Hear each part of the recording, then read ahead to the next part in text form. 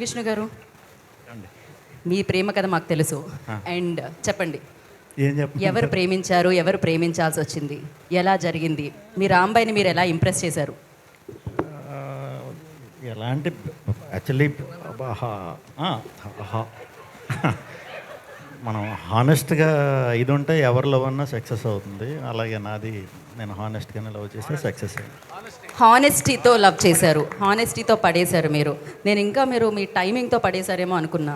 లేదు లేదు ప్రేమ లేఖలు, వాట్సాప్ మెసేజ్లు, ఫేస్బుక్లో రిక్వెస్ట్లు. లేదు, హానెస్టీలో అది కూడా ఒక భాగమే.